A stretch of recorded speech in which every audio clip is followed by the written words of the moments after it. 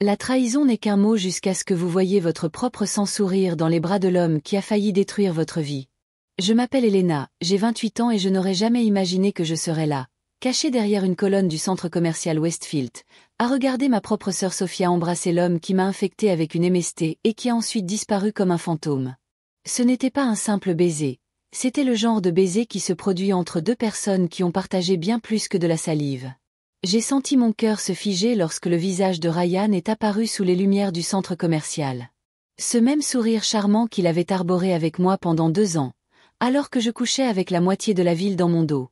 Et il y avait ma petite sœur, celle qui me tenait pendant que je pleurais pendant des nuits entières, maintenant dans ses bras, souriante comme si elle avait gagné à la loterie. Ma main tremblait alors que je prenais discrètement une photo. La colère m'envahit, mais je ne la montre pas. Des années auparavant, j'aurais crié, pleuré, fait une scène. Mais pas cette fois-ci. Cette fois, j'ai souri. Parce qu'elle n'avait aucune idée de ce qui venait de commencer. Il y a 3 ans, ma vie s'est effondrée lorsque j'ai découvert que Ryan, mon petit ami de l'époque, ne m'avait pas seulement trompé plusieurs fois, mais qu'il m'avait aussi infecté avec une MST qui aurait pu compromettre ma fertilité de façon permanente. Le médecin m'a expliqué que cette maladie aurait pu causer des dommages irréversibles si elle n'avait pas été traitée à temps. Et le pire? Ryan était au courant. Il avait été prévenu et on lui avait demandé de contacter tous ses partenaires en raison des risques pour sa santé reproductive. Au lieu de cela, il a choisi le silence. Il a continué à coucher avec moi pendant des mois alors que je portais une bombe à retardement dans mon corps. Lorsque j'en ai parlé à ma famille, tout le monde était horrifié. Mes parents voulaient le dénoncer. Mon frère aîné a failli s'en prendre à lui. Et Sophia? Sophia est devenue mon roc. Elle a dormi dans mon lit pendant des semaines, m'a emmenée à mes rendez-vous chez le médecin et m'a juré que Ryan ne serait plus qu'une lointaine cicatrice dans mon passé. Les hommes comme lui ne changent jamais, Elena, disait-elle en me tenant la main dans les cabinets médicaux. Ils apprennent juste à mieux cacher ce qu'ils sont vraiment. J'ai fini par m'en remettre. J'ai rencontré Daniel, mon mari actuel, un homme qui a tenu à me faire passer des examens approfondis avant même notre premier baiser, pour ma sécurité. Nous avons réussi à avoir un fils, Noah, malgré toutes les inquiétudes sur ma fertilité. Ma vie avait retrouvé son équilibre. Jusqu'à ce que, il y a 3 mois, Sophia se présente sur le pas de ma porte avec une expression nerveuse que je n'oublierai jamais. « Elena, il faut qu'on parle. C'est à propos de Ryan. » Au début, j'ai pensé qu'il était malade, peut-être mourant, et pendant un moment honteux, j'ai même ressenti un soupçon de satisfaction. Mais ce qui a suivi a brisé tout sens de la réalité que j'avais. Nous nous sommes rencontrés plusieurs fois. Et il y a un lien. Il a changé. Elena. Il est différent maintenant. Je me souviens être restée immobile, comme si quelqu'un avait arrêté le temps. Les mots n'avaient pas de sens. Ma sœur. Ryan. Connexion. Ces mots n'avaient tout simplement pas leur place dans la même phrase. Je ne veux pas te perdre, poursuit-elle, les larmes commençant à couler. Mais je n'ai jamais ressenti cela pour personne. Je l'aime, Elena. Le silence qui suivit fut plus assourdissant que n'importe quel cri. Je me suis simplement retournée et j'ai monté les escaliers. Il n'y a pas eu de réponse. Il n'y a pas eu de cri. Juste le début d'un gouffre entre nous. Cette nuit-là, alors que Sophia me bombardait de messages désespérés, j'ai découvert quelque chose de curieux sur les médias sociaux. De vieilles photos d'eux ensemble, avec des dates qui contredisaient leur histoire. Ils ne s'étaient pas simplement rencontrés. Il y avait plus que cela, bien plus que ce que ma sœur était prête à admettre. Je l'ai bloqué sur tous les sites. Je ne l'ai pas autorisé à rencontrer Noah. Lorsque ma famille a essayé d'intervenir, j'ai été claire. Je respecte votre décision de la garder dans vos vies, mais elle ne fait plus partie de la mienne. Les semaines ont passé, et Sophia est devenue de plus en plus désespérée. Elle se présentait chez moi, essayait de m'approcher au travail, me laissait des lettres larmoyantes. Une fois, je suis passée devant elle comme si elle était invisible, alors qu'elle criait mon nom sur le parking du marché. Et puis hier, quand je suis rentrée du travail, elle était là, assise dans mon salon. Daniel l'avait laissée entrer, pensant qu'il était temps d'arranger les choses. « Je romps avec lui », dit-elle entre 2 sanglots. « Pardonnez-moi, s'il vous plaît. Je ne peux pas perdre ma sœur. » Je l'ai regardé un long moment avant de répondre. Je t'ai perdu à la seconde où tu as pensé à sortir avec l'homme qui a presque détruit ma capacité à être mère. Elle s'est effondrée. Une partie de moi s'est sentie horriblement mal. Mais l'autre partie savait qu'il y avait beaucoup plus dans cette histoire qu'il n'y paraît. Ce que personne ne savait, pas même Daniel, c'est que j'avais déjà commencé à enquêter. De petits détails ne collaient pas. De vieux messages. Des dates contradictoires. Ma propre sœur aurait-elle pu avoir une relation avec Ryan alors qu'il était encore avec moi? Et si c'était le cas, depuis combien de temps ce jeu se déroulait-il dans mon dos? Si vous suivez cette histoire et que vous vous demandez comment on peut survivre à une double trahison, restez avec moi. Car contrairement à la dernière fois, où j'ai été prise au dépourvu, j'avais un plan. Et ni Ryan ni Sophia n'étaient préparés à ce qui allait arriver. Le soleil venait à peine de se lever lorsque j'ai rencontré Mia dans un café discret à la périphérie de la ville. Nous étions amis depuis l'université, j'étudiais le marketing, elle la sécurité informatique. Aujourd'hui, en tant que consultante en cybersécurité pour de grandes entreprises, Mia est ma meilleure alliée. C'est donc la fameuse Sophia, dit-elle en regardant les photos du centre commercial sur mon téléphone. Je ne vois pas l'air angélique d'une sœur dévouée que vous avez décrit. Je mets mon café de côté. J'ai besoin de savoir depuis combien de temps cela dure. Sophia a dit qu'elle avait revu Ryan il y a quelques mois, mais la photo que j'ai trouvée date d'au moins 2 ans, ajoute Mia en ajustant ses lunettes. Quand vous étiez encore en train de vous remettre de votre traitement. C'est un moment intéressant, n'est-ce pas? Je ne lui ai pas encore tout dit. Surtout à propos des anciens messages que j'ai récupérés de ma sauvegarde. Des messages qui suggèrent que Ryan et Sophia se connaissaient déjà intimement lorsque nous étions encore ensemble. Je peux récupérer leurs données de localisation, propose Mia, ce n'est pas vraiment légal, mais... Non, je l'ai interrompu. Je veux qu'il soit exposé sans compromettre notre intégrité. J'ai ouvert mon dossier, révélant des semaines d'enquête méticuleuses, des impressions de commentaires sur de vieilles photos, des journaux d'appel et des dates de rencontres occasionnelles, que Sophia avait mentionné avoir eu avec Ryan au fil des ans. Le plus intéressant, poursuivis-je, c'est que j'ai accédé à mes anciens messages à partir du compte secondaire dont Ryan ignorait l'existence. Ces emails de confirmation d'examen ont été envoyés 3 semaines avant que je ne découvre tout. Donc il savait, murmure Mia, les yeux écarquillés. Il savait pour la MST des semaines avant que tu ne le découvres. Exactement. Et Sophia m'a accompagnée au rendez-vous chez le médecin par la suite. Elle a vu de ses propres yeux l'impact dévastateur sur ma santé reproductive. Mia hésite avant de demander. Elena, penses-tu que Sophia était déjà au courant? Depuis cette époque? C'est pourquoi j'ai besoin de vous. Je ne veux pas spéculer, je veux des preuves. Et que comptes-tu faire de ces preuves? Mon sourire s'est élargi, justice poétique. Cet après-midi-là, j'ai appelé ma mère pour lui demander d'organiser un dîner en famille le week-end. Il faut que tout le monde soit là, ai-je insisté, y compris Sophia et son nouveau petit ami. Ma mère, qui cherche désespérément à se réconcilier, accepte immédiatement.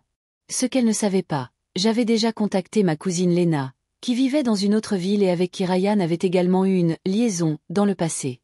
Lena a accepté de venir en tant qu'invitée surprise. En même temps, j'ai demandé mon dossier médical complet et tous les documents relatifs aux communications avec la clinique. J'avais besoin de documenter officiellement le moment où j'avais été informée de l'existence de la MST et des risques pour ma fertilité. Daniel, toujours observateur, a remarqué mes mouvements discrets. Il m'a demandé si tout allait bien, alors que je révisais des documents tard dans la nuit. Je lui ai répondu que je faisais face au passé et que certains problèmes devaient être résolus avant que nous puissions vraiment aller de l'avant. Il m'a embrassé sur le front. Il m'a embrassé sur le front. Je te fais confiance. Mais ne laisse pas le passé te gâcher ce que tu es aujourd'hui. Le lendemain matin, j'ai reçu un message de Sophia. J'ai rompu avec Ryan. S'il te plaît, on peut parler? Tu me manques tellement, Elena. J'ai juste répondu, quand? Tout de suite, si tu peux. Viens à Riverdale Park à 15h, ai-je signalé, sachant qu'il y aurait des témoins, mais aussi assez d'intimité. Ce que Sophia ne savait pas, c'est que je les avais déjà vus ensemble le matin même, dans le café où j'avais rencontré Mia. Ils n'avaient pas rompu. Ce n'était qu'un mensonge de plus. Sophia est arrivée avec des lunettes de soleil pour cacher ses yeux gonflés. Elle s'est assise, gardant une distance respectueuse. Merci d'être venue, commença-t-elle. Tu as vraiment rompu avec lui? Demandai-je directement. Oui, a-t-elle répondu sans hésiter. Tu es plus importante pour moi. J'ai soutenu son regard. Tu mens si facilement maintenant. Sophia a pâli. De quoi tu parles? Je vous ai vus tous les deux ce matin. Je ne suis pas là pour d'autres mensonges, mais pour vous donner une dernière chance d'être honnête. Nous nous sommes rencontrés pour conclure officiellement, balbutia-t-elle. Intéressant.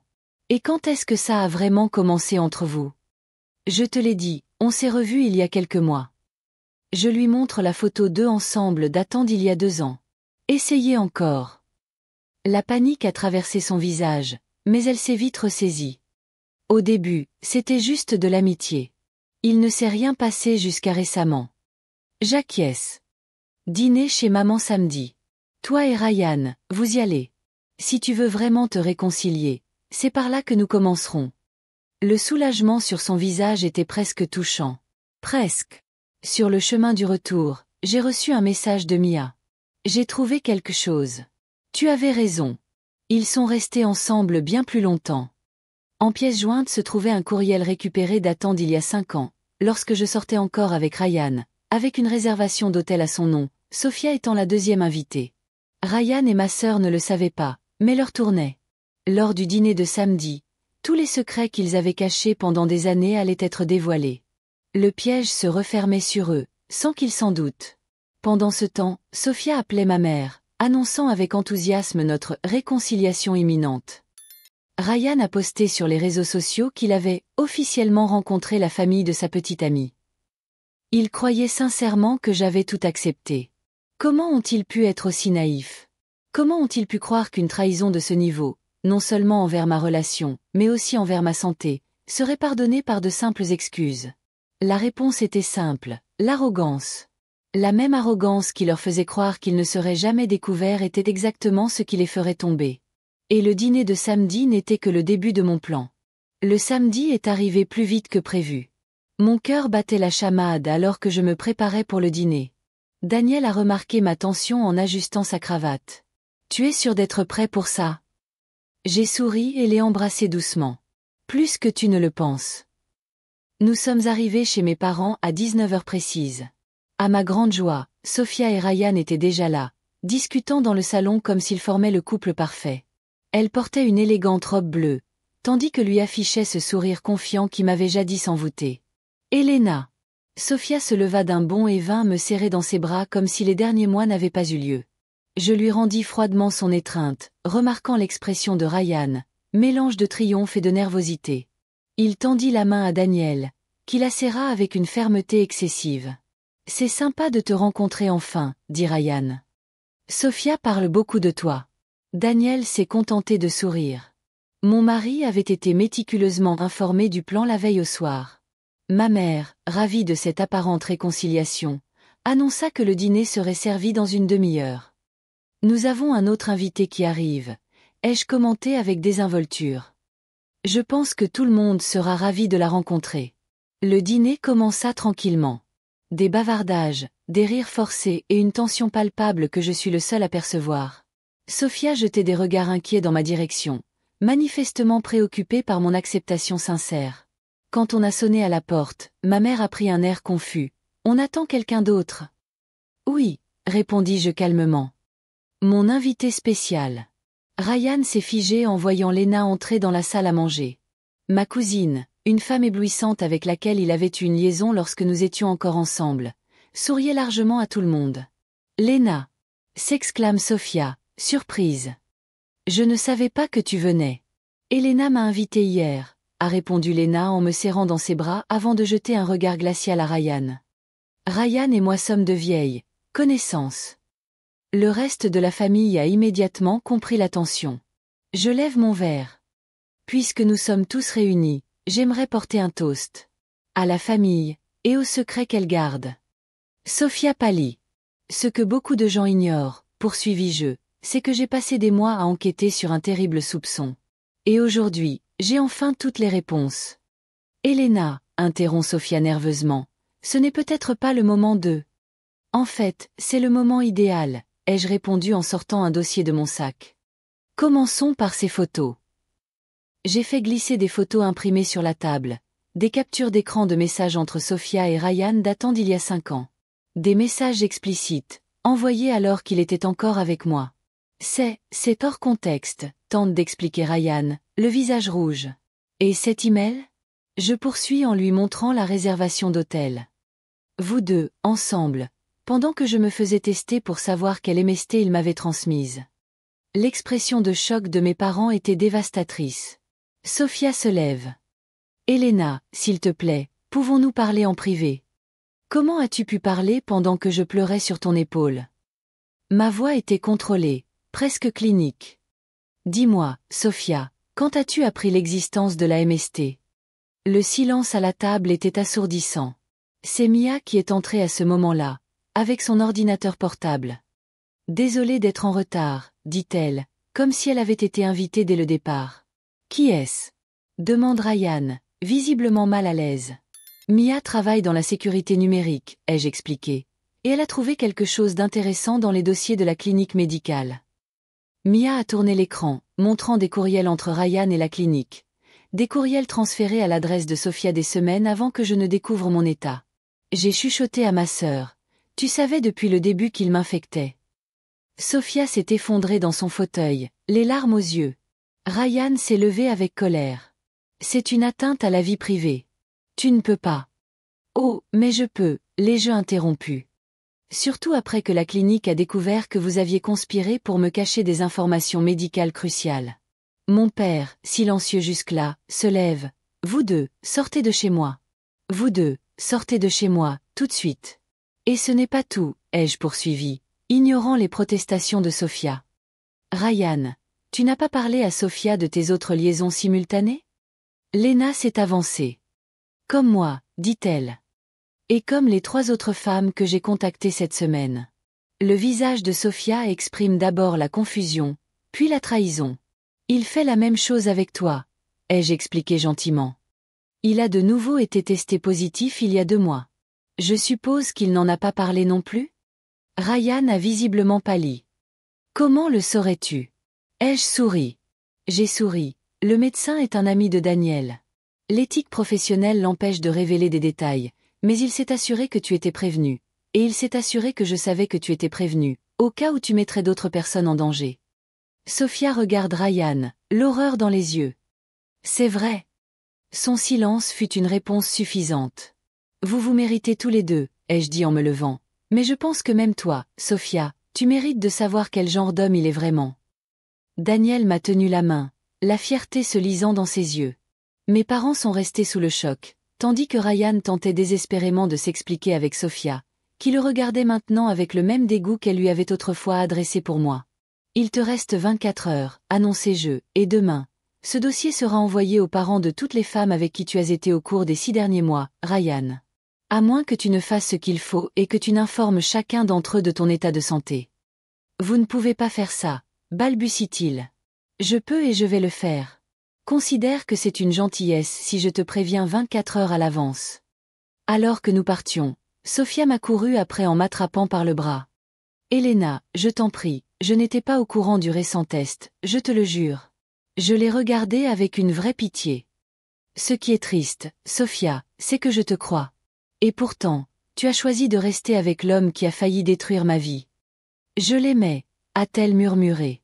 Et je t'aimais, ai-je répondu simplement. Mais certaines trahisons ne peuvent pas être pardonnées. Dans la voiture, Daniel a entrelacé ses doigts dans les miens. Tu vas bien? J'ai regardé par la fenêtre Ryan et Sophia qui se disputaient furieusement sur le balcon. Je n'ai jamais été aussi bien. Ce soir-là, mon téléphone a explosé sous les messages de la famille. Ma mère en larmes, mon père furieux, ma jeune sœur choquée. Et Sophia. Sophia alternait entre colère et supplication désespérée. Ryan, quant à lui, a fait exactement ce à quoi je m'attendais, il s'est enfui. Il a fait ses valises et a disparu avant l'aube, laissant Sophia gérer le tsunami que nous avions déclenché. La vérité était enfin révélée. Mais, étonnamment, je n'ai ressenti ni joie ni triomphe, seulement de la paix. La vengeance ne résidait pas dans leur destruction, mais dans ma libération finale. La question était maintenant de savoir ce qu'il fallait faire de ce nouveau départ. 2 semaines se sont écoulées depuis le dîner qui a tout changé. Assise dans mon jardin, je regardais Noah jouer pendant que Daniel préparait un barbecue pour des amis. Ma vie avait repris une normalité qui semblait impossible il y a encore quelques mois. Mon téléphone a vibré. C'était Mia qui envoyait des mises à jour. Ryan avait effectivement respecté l'ultimatum. Il avait contacté toutes les femmes avec lesquelles il avait été récemment pour leur demander leur état de santé. Non pas par intégrité, bien sûr, mais par peur de l'exposition que je lui avais promise. Il a ensuite quitté la ville pour repartir à zéro, dans un autre état. C'est typique de lui, s'enfuir lorsqu'il est confronté aux conséquences de ses actes. Sophia, quant à elle, essayait toujours de recoller les morceaux. Elle a envoyé une lettre manuscrite de 12 pages expliquant comment tout a commencé. Une confession qui contenait enfin la vérité que je cherchais. Apparemment, elle avait toujours eu le béguin pour Ryan, même avant notre rencontre. Lorsque nous avons commencé à sortir ensemble, elle a gardé le secret, mais a fini par succomber à ses avances pendant une période où j'étais en déplacement pour mon travail. La liaison s'est poursuivie par intermittence tout au long de notre relation. Je savais qu'il ne te méritait pas, écrit Sophia, mais je me suis convaincue que j'étais trop amoureuse pour arrêter. Le plus douloureux ? Elle a admis avoir appris l'existence de la MST une semaine avant moi.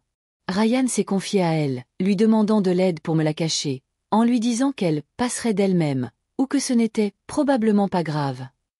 Sophia, craignant de perdre à la fois son frère et son amant, a choisi le silence, un silence qui m'a presque coûté la possibilité d'avoir des enfants. J'ai renvoyé la lettre sans réponse. Certains ponts, une fois brûlés, ne méritent pas d'être reconstruits.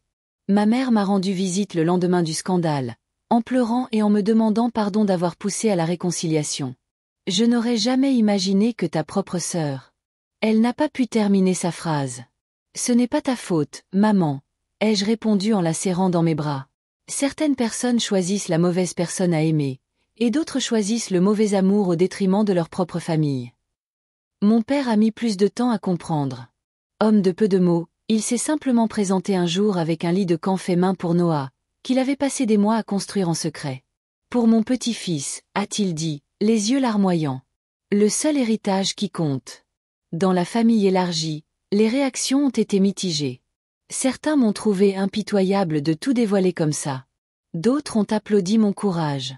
Ma cousine Léna, en particulier, est devenue une amie plus proche, unie par l'expérience commune d'avoir été trompée par le même homme.